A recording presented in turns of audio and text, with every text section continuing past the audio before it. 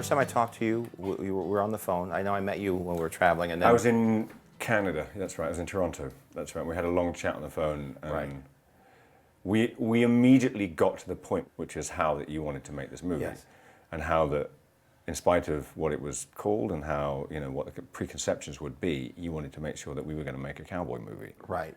I had genuinely, my thoughts were, this is fantastic. I really, really was impressed by it. I really thought it was kind of a great group of people to get together and make a movie. And I just phoned my agent up and said, this is amazing, great. I think it's very funny. I'd love to see this movie. But I have to play a cowboy. But no, but I'd love to see it. I wouldn't love to. I couldn't be in it, but I'd love to go and watch it. I'll be the first in line when this comes out. And it was just talk to John, get to see. And I was like, okay, I find it. And as soon as I had the conversation with you, I was just like, okay, no, look, this is something I can get my head around. And Stephen had said great things about you and working with you, and a lot of it's discussing, is this guy a cowboy?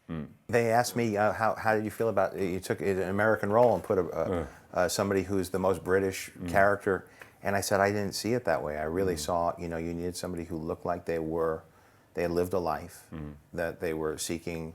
They were not coming of age, they were seeking salvation and redemption. So it had to look like you had lived a full life. Old enough and weathered enough is basically what you're looking for. But sophisticated, but also mature in choices, you know what I mean? And other people our age have a different energy about them. You know, it depends on how you grew up and what type of depth you bring. And so you felt like a grown-up and not like a kid coming out. And I love when I could see a person think, and they're not busy with their choices, but clearly there's an inner monologue going on.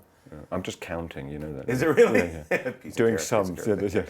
But you bring a certain irony to it, a little bit of fun, but it always feels like you never know what's going to happen next. And there's a sense of spontaneity and an urgency to everything. And I just think it's that thing, isn't it? I've always been a fan of movies like this and big movies and like your movies and things.